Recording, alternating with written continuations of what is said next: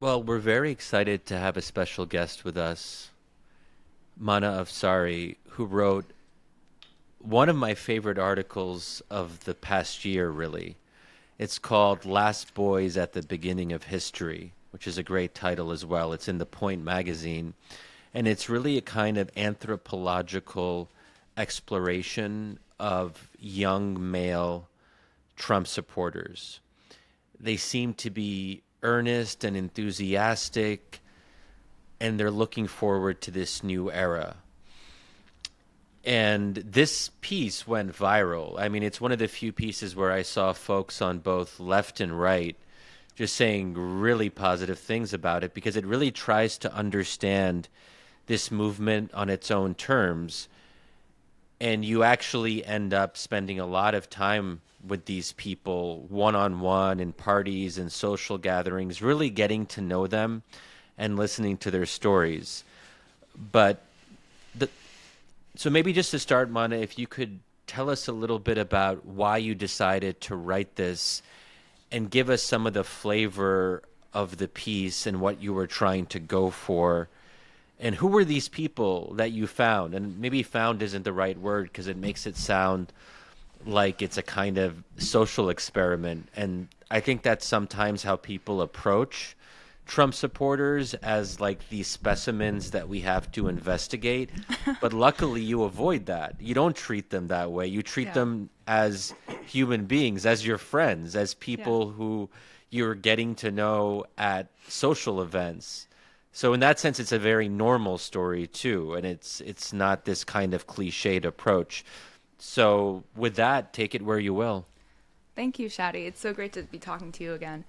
I think I would start by saying that I'm definitely not a right-wing zoologist, and I generally dislike the genre of right-wing zoology, I would call it, which is to say that they sort of treat their subjects more as behavioral scientific experiments to be observed and categorized and understood rather than sort of intellectual subjects. And I think what was attractive about the piece is that it engaged with people who hold views that are deemed problematic as intellectual individuals and people who are motivated by aspiration, vision, emotion, really by human sort of motivations as a human interest story, as opposed to saying these are the parties they go to and this is how they move and walk and behave and how they dress, which is sort of the genre of journalism that has thrived post Trump's first election and certainly continues to.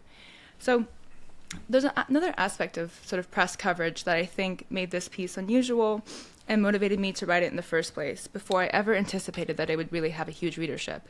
At some point in the middle of last year, in like July 2024, it occurred to me that a lot of the discussion around Trump's success, the success of populism, the rise of the new right, sort of fixated on headliner intellectuals. So whether that's people like Peter Thiel or Curtis Yarvin, or people maybe more directly involved in policy, like Elbridge Colby, or just in general, think of the headliners you'd encounter at NatCon. Yeah. And while all of those people are worth chronicling to various degrees into how influential their sort of ideas are in the administration, my sense was that headliners can never be fully honest. I mean, they're on the stage, they're representing a point of view, they may or not be close to government. So any headliner, any public intellectual really, typically can't be as vulnerable as they would like to be.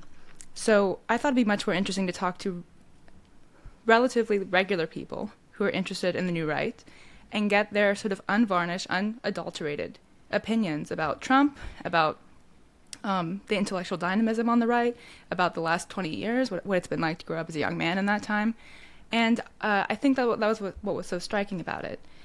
We don't typically, people talk a lot about the young men on the right, and certainly a lot of articles in the lead up to the election did. They were talking about how they were apolitical, adrift, reactionary, bigoted, problematic, illiterate, in many cases was the accusation.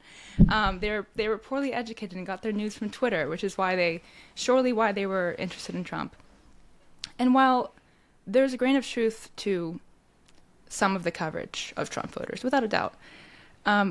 It wasn't true of the young men I met, and while I don't think that some of them were more representative of young men at large. Some of them are, of course, sort of part of an elite intellectual culture, and we can sort of discuss the distinction later, because one thoughtful response to the piece was, well, this is not what most Trump voters are like. Well, the piece was not about most Trump voters. It was about the sort of intellectual vanguard of the next political generation that differs strongly from any version of Republican we've encountered sort of in recent years, at least those in charge. I've heard from people who worked with sort of the grand old party GOP, like the older version, the Bush generation, and they've told me that they never really understood these young men until they read my piece, that they don't consider them to be Orthodox Republicans, that they're honestly entirely different. And from the young male side, I've heard from some of them who interned at places like Heritage or major think tanks, even those we consider to be farther to the right than, say, AEI. They said while they were there, say around 2019, there was a huge generational divide between them and their elders. And so some of those older people, like, and in that I'll include elder millennials, are learning the language of post-liberalism, but I don't think that they're native to it. I think young people my age and younger, so take like under 35 down to, these 18-year-olds I spoke to, and certainly younger than that, they're native to the Trumpian movement, whether you call it post-liberal or something else. And people like Vance, I think like many other millennial lawmakers who spoke at NatCon, like Josh Hawley, I think they're learning the language of this, but they're not fundamentally native to it. And so one of my interests was, how do these young people define liberalism? Why do they use it as a term of abuse? And how do they conceive of it? And what does it mean to have sort of the first, at least in a long time, post-liberal generation of politicians or aspiring politicians? And one of the people I spoke to, he wants to run for president one day and was inspired by Trump. He wasn't inspired by Nixon or Bush or Clinton. He was inspired by Donald Trump. Lana, you've mentioned a couple times NatCon, which is short for the National Conservative Conference. So I would like you to just say a little bit more about what that conference is about and why it's so important. And then the other thing I was interested in was how you were able to get such access to young conservatives. I don't want to put you on the spot about, your own politics too much. This isn't really about you per se, but clearly you have some kind of sympathy towards these ideas, or at least you're curious about them. Mm-hmm. And I think people can see that in you, and therefore maybe that allows them to speak frankly with you about their hopes and aspirations. So I'd just be curious about your own positionality in all of this, because whenever you're thinking about an anthropologist and how they approach the subject matter, there's always this question of how you relate to the people that you're speaking to. Are you one of them, or are you an outsider who's trying to be an insider? There's a number of different layers to it, I think. Right. I think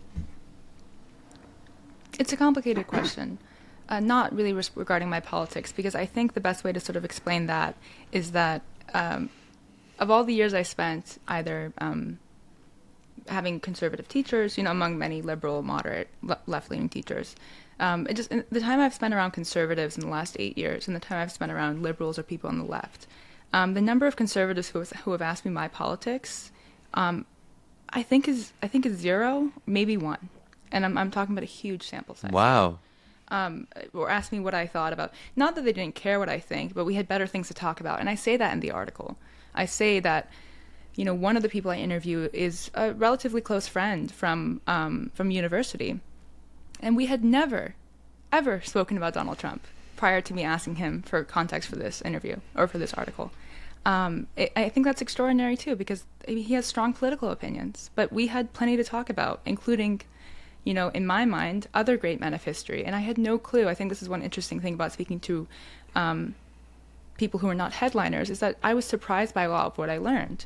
And I think that's one thing that's hugely missing from our media coverage of any political movement, especially the one that we sort of stigmatize the most, which is Trump voters, though that may be changing, is that we spend a lot of time obsessing over niche theories that Curtis Yarvin has, but we're not speaking to regular people. And it turns out many people, especially even those who've sort of been around the new right like I have or have been reporting on it or sort of know people in it, were surprised to read that these young men characterized Donald Trump as messianic, as anointed, as a great man of history, as like Caesar or Alexander.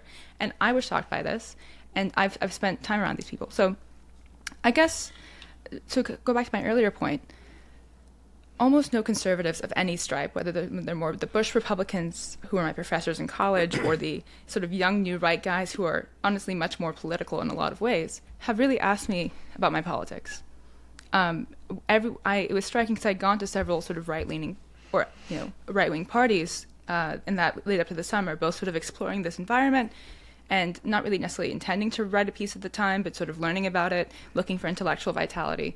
And then I later went to a party that was sort of mostly sort of like left-leaning or leftist journalists.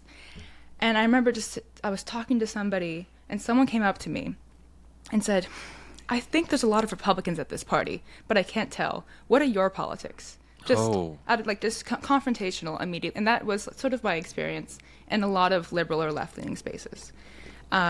So I think perhaps if you're on the left, you're liberal, you might think, why would somebody talk to you if they don't share your politics? But broadly speaking, these young men, I think some of them are paranoid, some of them are sort of careful about who they talk to. But broadly speaking, if you seem open-minded, unlikely to scold them or, immediately jump on their throat. They'll take criticism.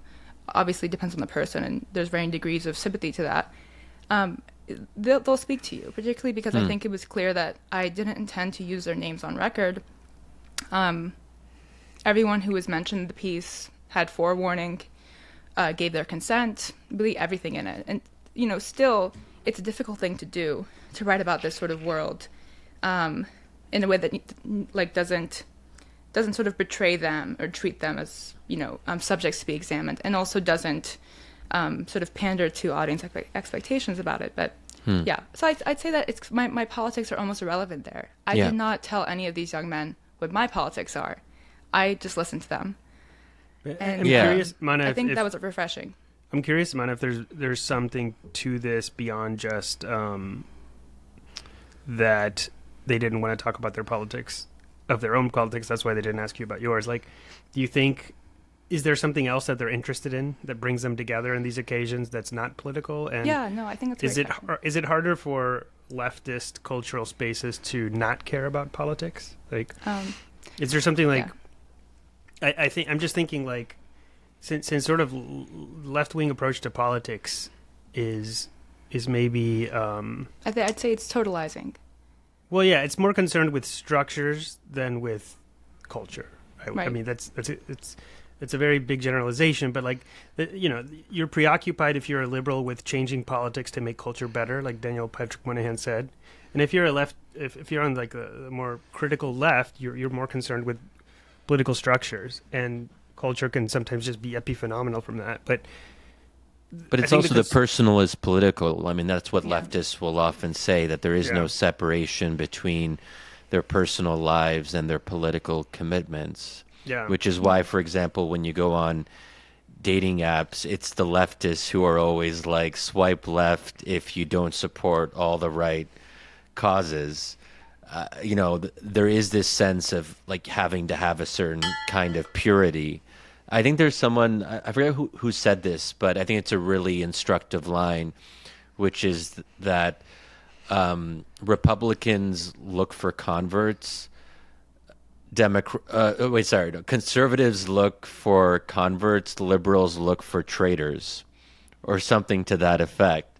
Or heretics, maybe. Yeah. But apart from the shortcomings of the left or the liberals, I wanted to focus on the conservatives. Like, what is it that they discuss instead?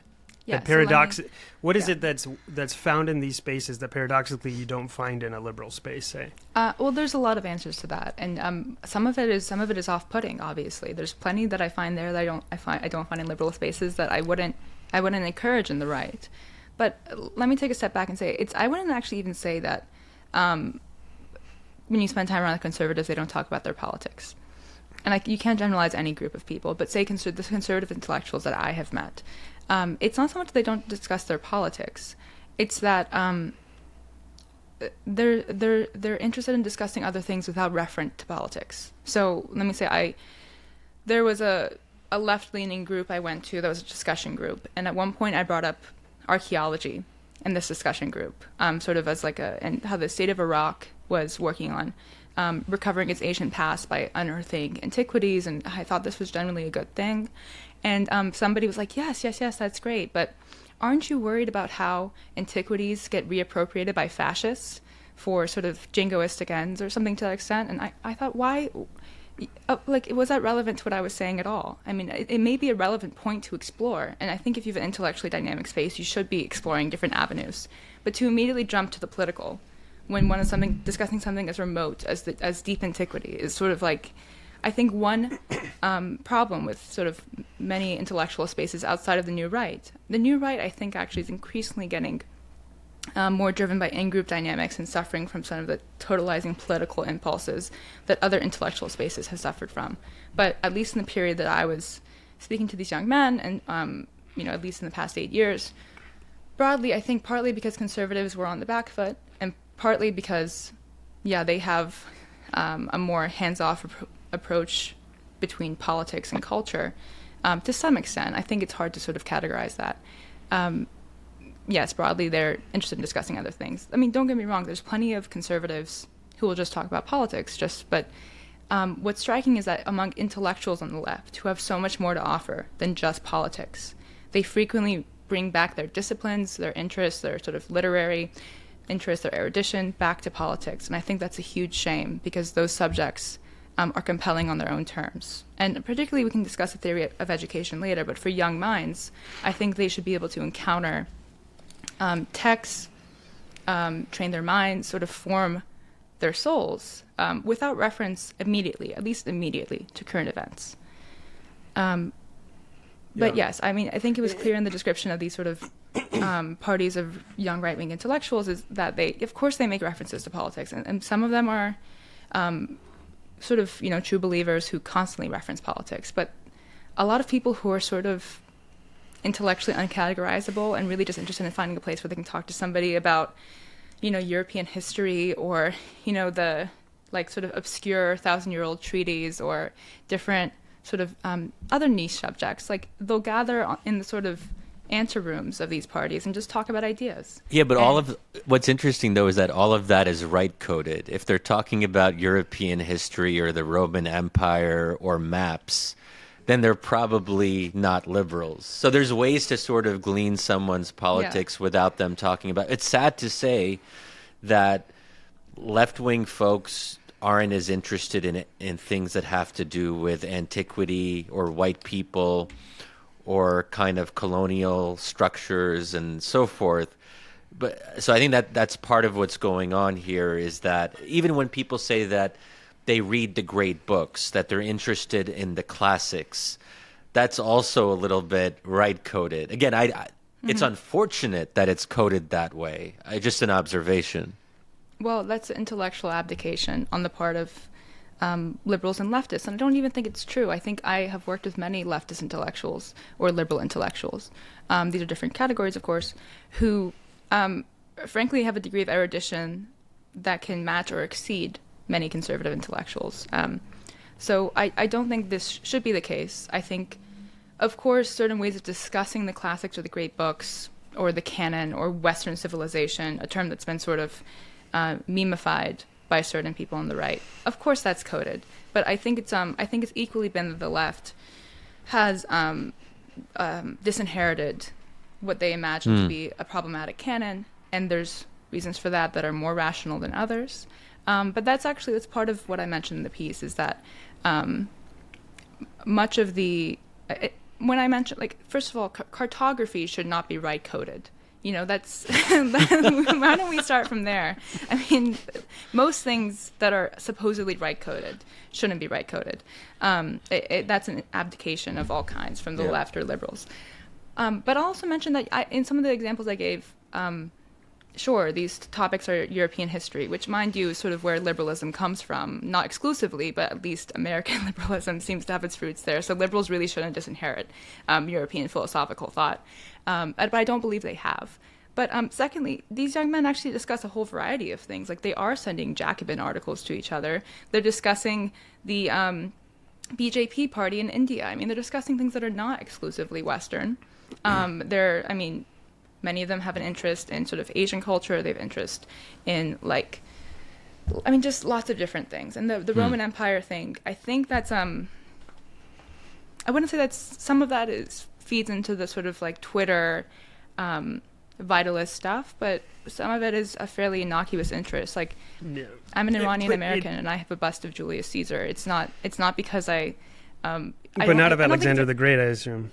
Well, no. But I don't think of him as a sort of white guy. I think of him as a Roman historical figure. I mean, these categories, this white, non-white distinction, I think, occurs to a minority of people on the right. And they may be a very vocal minority, but they also are important categories for people on the left. But a lot of people in between just don't think these things are coded. And I think that it's a shame to those disciplines if you buy into it. It's interesting, though, because I grew up on the right. I'm 40, though. So, like, the right that I grew up with in college was different. It was, like, Bush-era neoconservatism. Wait, Santi, you used to be on the right? Yes, you know this, Shadi. I was a young neocon. Oh, really? neocon. Okay. Yeah. But you were like a proper Republican right-winger. I mean, for a few years, yeah. I wasn't an American citizen yet, so I couldn't exactly vote Republican. But I was Interesting. Wow. I was into there's a lot of conservative Catholic intellectuals that I was into at the time. When you were playing bongo drums protesting the war in Iraq in Georgetown, I was reading Norman Podhoretz's Ex-Friends, his book Ex-Friends, and at the time, like, this attitude that you were describing on the left, I would find on the right, because. Okay, so Norman Podhoretz, his son is editor of commentary, but he was the editor of commentary before, and he was, in, like, the heyday of the 50s, a great American critic. He was friends with all these great literary figures of the 1950s and 60s, and he broke with all of them when he turned towards the right in the 70s in politics. He became one of the founding neoconservatives, and his memoir is amazing because you get this window into that world. And it's called Ex-Friends, so every chapter with another great American writer that he broke with, like Susan Sontag, Norman Mailer, all this stuff. But at the time, and in the book he insists that we should separate culture and politics, that we can appreciate culture and not politics. He tells the story of how the great Jewish intellectuals rejected Ezra Pound's fascism while still appreciating his quality as a poet. But what that book left you with is every great writer of the 20th century in America was a leftist, liberal, and is, like, fatally flawed in some way. And like, I encountered that too. Like, any cultural figure that I was into, I realized was sort of liberal or coded on the left or coded as a 60s radical. And it was almost impossible to enjoy culture because the conservative narrative at the time was like, something went wrong in the 60s and all of culture is left-wing and corrupt, and we have to renew it. So it was, like, hard for me to appreciate Jimi Hendrix or Norman Mailer or almost anyone because there was this narrative of decline that was associated with them. And the aesthetic freedom was found on the left. But now it seems to be, from what you're saying in your article or what you're saying to us now, that there's more aesthetic freedom on the right. Right. I mean, Frank, I think that the left suffers from timidity in some ways. I think what really resonated in the piece,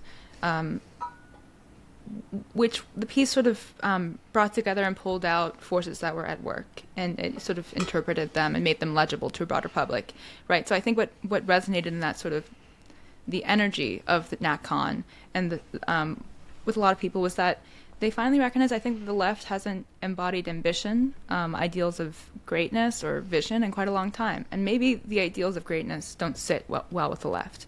But surely having a vision and having ambition does. I mean, the ironic thing is that I think we started this conversation by saying that the right is more attentive to culture and less to politics. I don't think that's true, of course, but what's funny is that just in, like, 2 minutes ago, people on the right and outside of the right were constantly saying the right is so bad at culture. Why is the right so bad at culture? I mean, really all this is that young people organically, if they're interested in sort of world historical stories and visions of greatness, they find that a little bit more amenable in right-leaning spaces to pursue those sorts of things. So, you mentioned ambition. I think that's an important word here. Yeah. And I'll just quote something from the piece. This is something that a young man named Lucas told you. Of course, it's not his real name. And apparently he was born outside of Philadelphia like me, but he is not me, to be clear.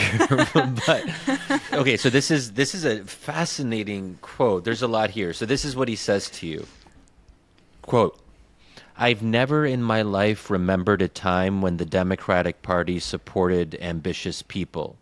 I think their whole ideology is based off of oppressing those with ambition, those who actually have the gumption to go out and do something and build something of their own.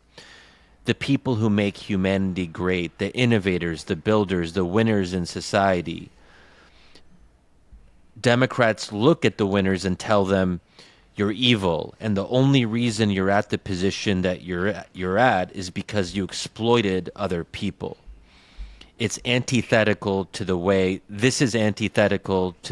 that a lot of young men work, end quote.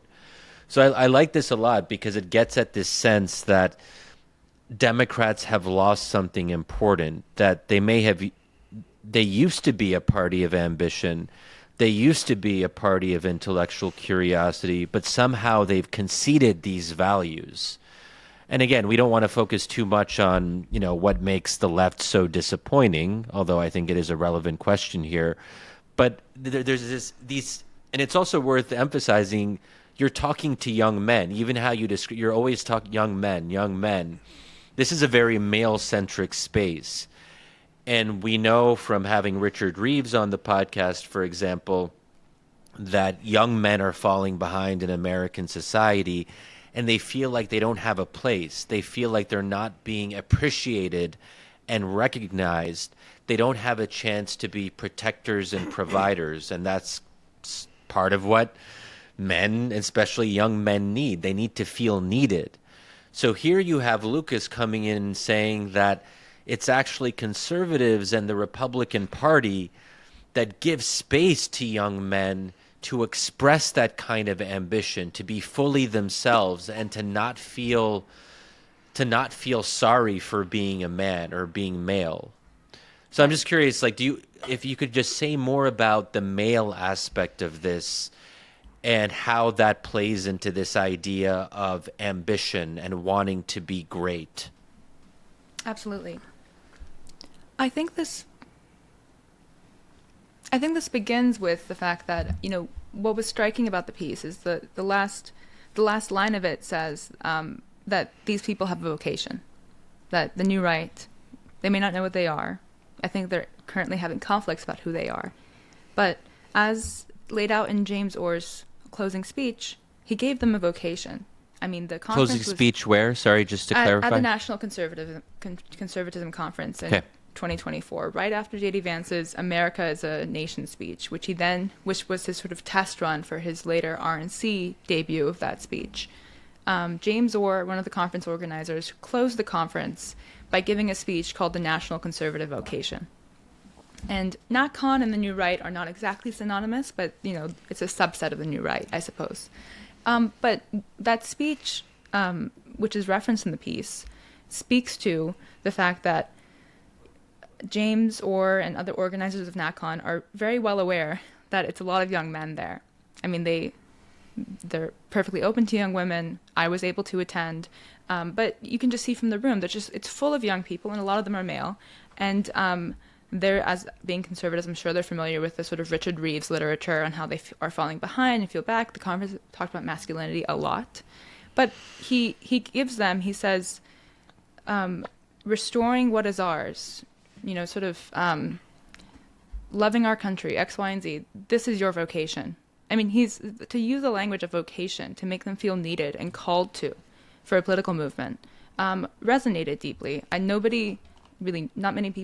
not many of the young men were familiar with James prior to the conference, but the speech was incredibly gripping. It had various world historical references. It spoke about love and greatness and vocation, and that resonated with these young men, many of whom identify as sensitive oddly enough. So it's both sort of vitalist and also sensitive in different times, which is largely, I think, a romantic impulse overall. But so I think they feel needed more so than any. Certainly, I mean, like the white guys for Kamala Harris, like that sort of messaging I don't think makes people feel needed. So. What was interesting though that they felt they needed to at least try, the Democrats, on that. Sure, I can't speak to sort of the way that the Democratic Party thought through that messaging, but I think regardless of whether white or young or male, I think everyone wants a vocation, and most of the liberals and leftists I knew ahead of the election were incredibly disenchanted with the options in front of them and the lack of vision, really, from the party, a lack of policy, even.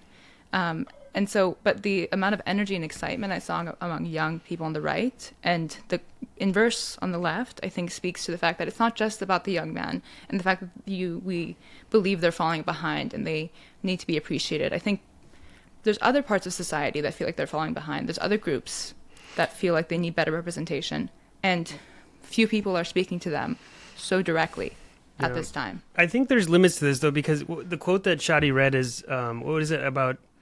Everyone that's successful is said to have gotten it through exploitation or something. Mm-hmm. What does it say, Shadi?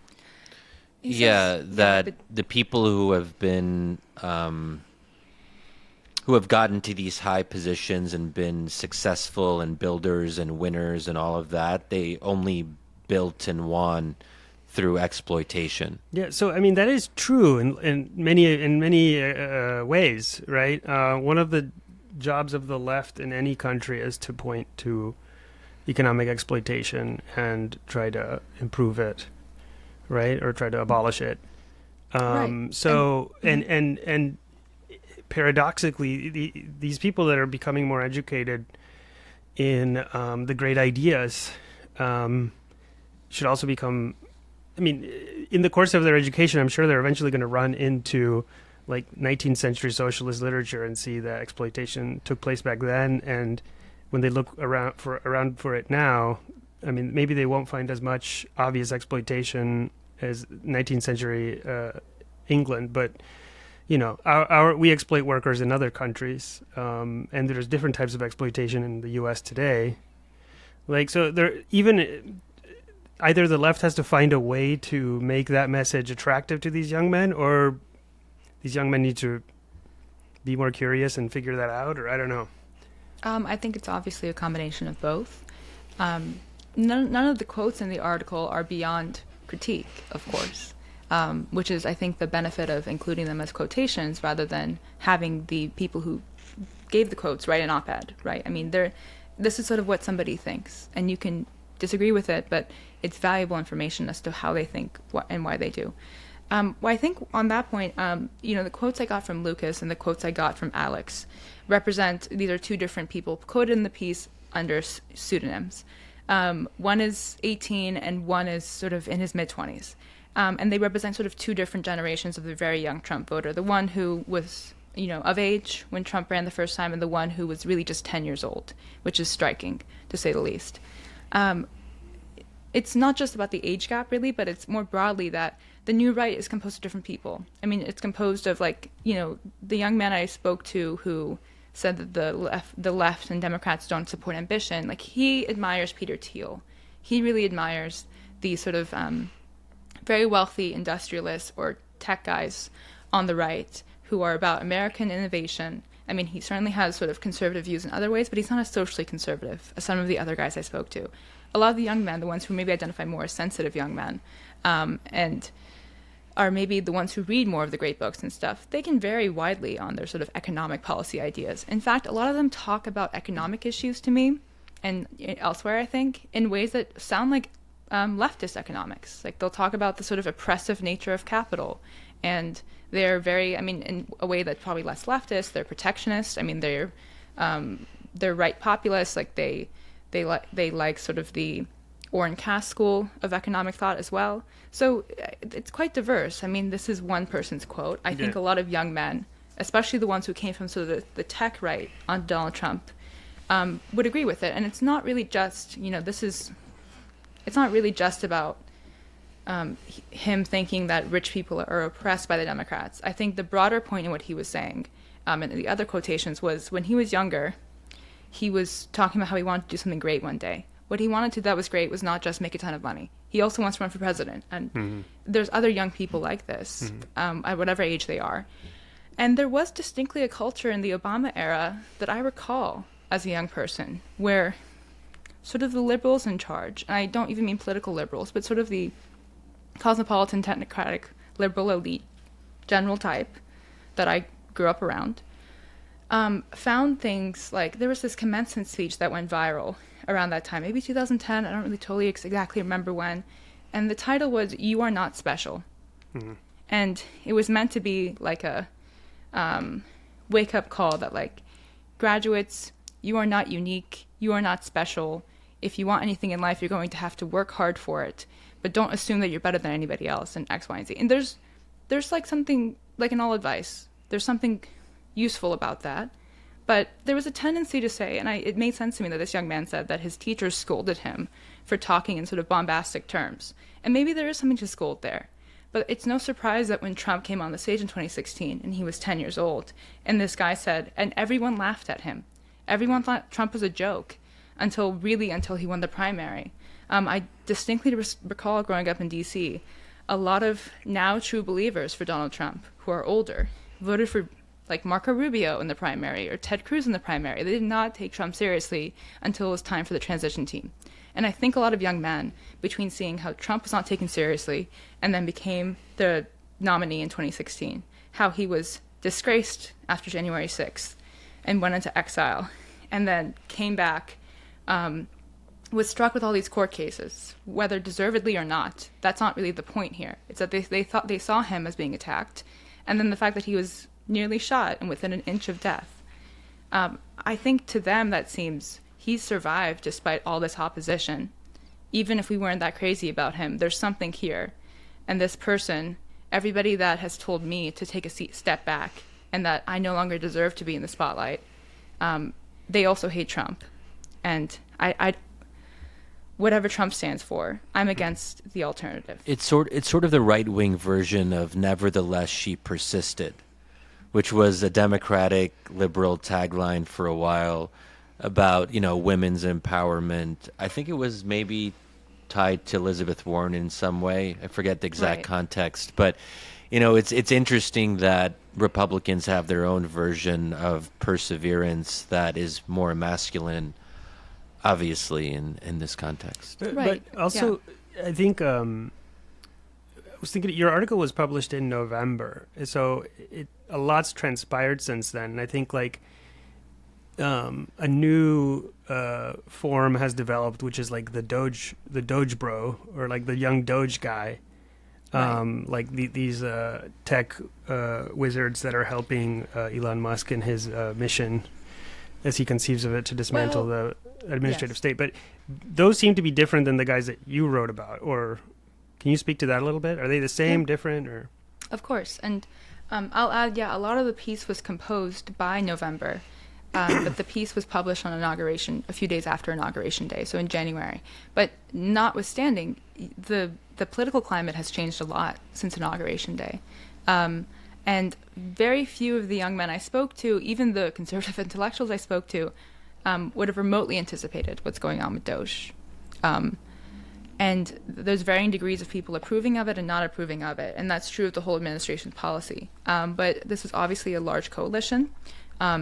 Even people within one coalition have diverse views. But yes, I'd broadly say that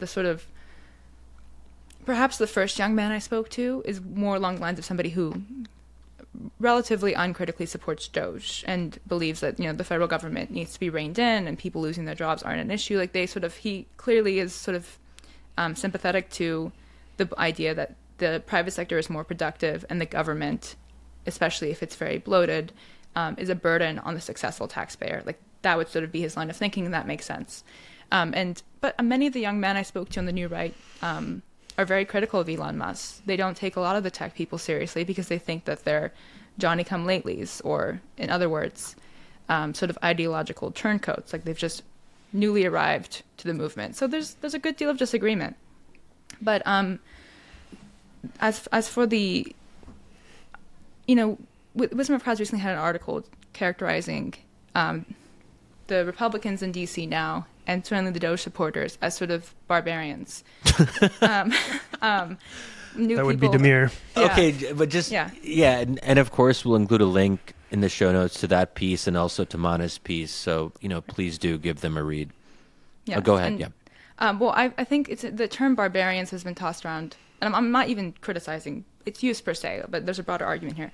The term barbarians has been tossed around a lot to sort of describe certain vitalist elements of the new right or the DOGE people. It's been used quite a bit. And what's interesting about it is that it seems like a repurposing. So it seems like the DOGE people or the exuberant, cruel kids version of the new right that many people have chronicled, and Demir mentions in his piece as well, to varying degrees are not exactly the same people I spoke to in the article. Like any political coalition, they're diverse. Some of them are similar, but I don't think the DOGE people, if they're reading the great books or debating, Freud and Montesquieu in the Federalist Papers, I don't know if it really affects their day-to-day DOGE work, right? These are two different things. But isn't there something deeper going on here that Demir captures in his piece, which is that you have a section of the right that has a real appetite for destruction. They want to burn it all down. Right. And they seem very different than the people that you talk to in your piece. As you mentioned, they seem sensitive. They're intellectually curious.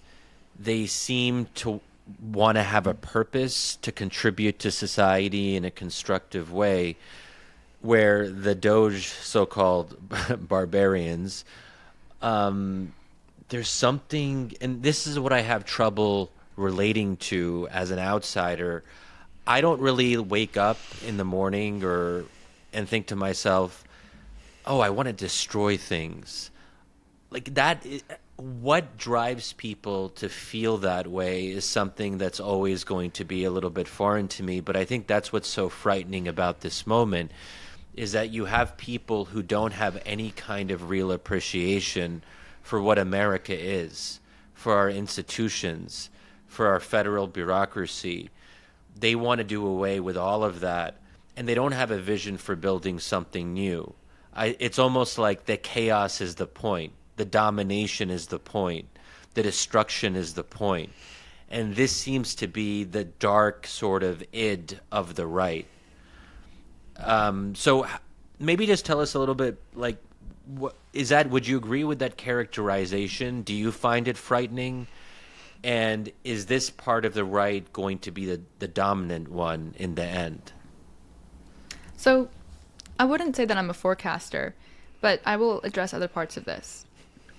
My sense is that it's certainly a descriptive characterization of parts of the right, and certainly those that are currently ascendant, right? But I don't know if they would describe what they're doing as destruction. It may be a destructive impulse. It may be a unegalitarian impulse. It may be an impulse that's vengeance-oriented, and often I think some of the people online describe it in those terms. But they fundamentally think what they're destroying is broken, undeserved, ill-gotten, and hostile to them. I mean, frankly, I think a lot of them have had a bone to pick with the administrative state. Of course, there's older ones who've had a bone to pick with the administrative state, or whatever you would call it, for half a century. And there's a contingent there. Like, some of the ideas in DOGE are not exactly new to strands of Republican thought, but certainly not necessarily mainstream Republican thought. Though there's also, for the younger generation, I think, they felt, whether rightly or wrongly, that they were vitriolically hated and that people were out to destroy them during 2020 and sort of the peak of, say, whatever you would call it, woke or progressive politics. And so when the cautioning by people on the right, in the center and certainly on the left, to say, why are you tearing everything down? Why are you destroying things? Why do you hate the federal government? Why do you hate us so much? I don't necessarily share this perspective. But when I speak to young men now, and I've spoken to some of my conservative friends and thought, do you agree with all this? What do you think about what's going on? And they'll frequently say they'll frequently say, and I think that they're caught up in revolutionary fervor, that they don't want to take cautioning advice. They don't want to take moderation advice from people who hated them 5 years ago, from people who told them that they were the problem, that they were systemically irredeemable a few years ago. So I can't speak really for the DOGE contingent very closely. I can't speak for Elon Musk and some of his younger appointees. But I would say those who are sort of going along with it on the right, many of them are sort of, I think, fearful of speaking out, especially if they work in the administration. And others who sort of agree with it to a greater or lesser degree and aren't necessarily true believers. There's not really... They don't think that the administrative state is what America is. They may think the institutions are what America is, but it's much more complicated than that, I would say. And on the characterization of these people as barbarians, I would say to that point. Okay, I just want to clarify. Like Demir, I think he used the title "barbarians at the gate" or something, which is a reference. I don't know if he really thinks. No, I want to speak to that specifically. That they're barbarians, but yeah, please. Well, we want to let Demir weigh in on that, but I think Demir would own it. But I'm not saying that. I'm not saying that. Oh, we're so bad for calling them barbarians. I just want to say that I think that what's critical is that Demir. But he's not the only commentator, but I think this is a common feeling that this is like the sack of Rome. People are tearing down the American government, and they have a purely destructive impulse. But these young men, they don't see Trump as Odoacer. They see him as Julius Caesar. Like, it's not the end of the empire. It's the end of what they consider to be a corrupt form of the republic. They don't see him as the, barbarian Goth sacking Rome. They see him as, the great man of history, Julius Caesar, and they frequently make jokes about how barren will be Augustus or whatever else, right? But they don't see themselves that way. They don't think they see themselves as destructive. There's obviously a contingent that does. Mm-hmm. But and Odoacer being the first non-Roman Visigoth that took over Rome, right? Yeah, commonly understood to be the end of the Western Roman Empire. Yeah. But just clarifying that for the technocrats out there. But when it comes to liberalism, I think what young people felt turned off by, and what I, as somebody sympathetic to classical liberalism, felt betrayed by, was that, as I mentioned in the piece, Kissinger said that the pretensions of this era may be exhausted, and the people that the Alexandrian Greek poet C.P. Capefy has a poem called "Waiting for the Barbarians," describing what might be sort of a decadent society that's anticipating its own downfall, which is really what a lot of the American empire feels like today. And at the very beginning, the whole poem is about people in the Senate waiting for the barbarians at the gate to come and finish them off or to invade the city. And at the end, he says, the barbarians haven't arrived.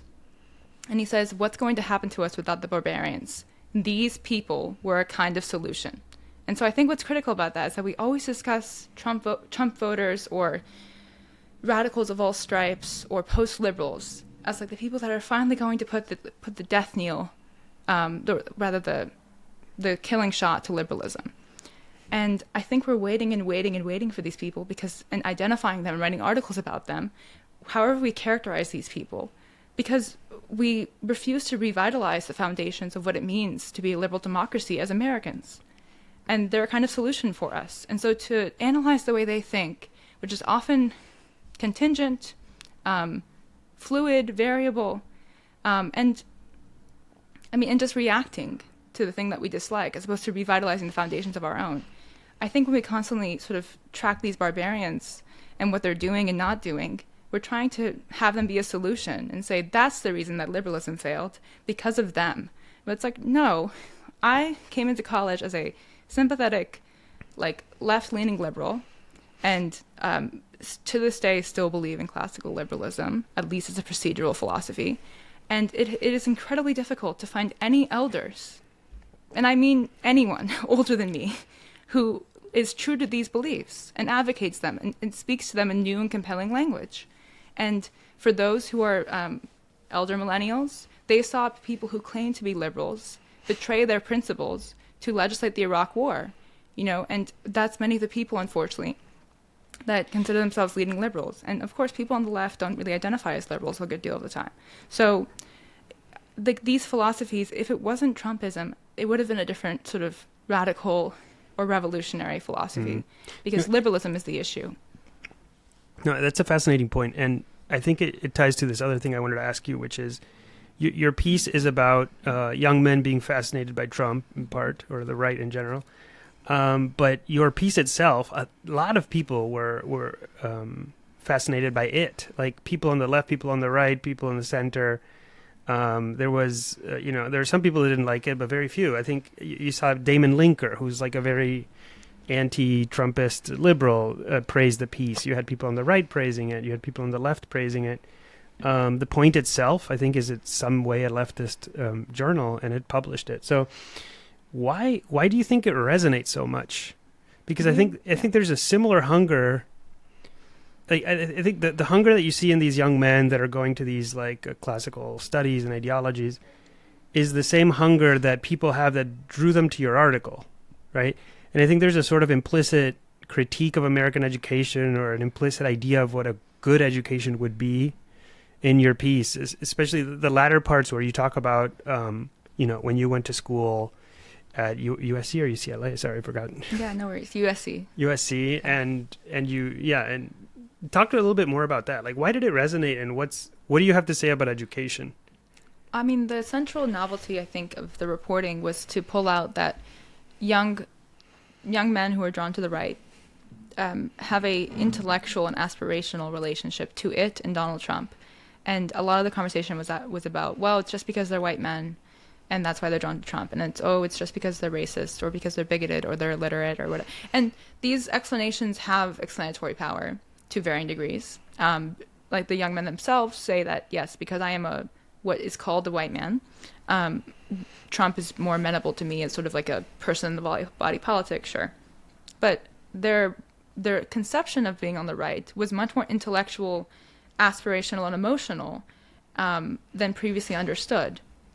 So I think that's what resonated so much, was that it gave people an explanation into a phenomenon that they had searched for different explanations to, but one that was relatively non-threatening and revealing and almost sympathetic, a sympathetic portrait of people on the right.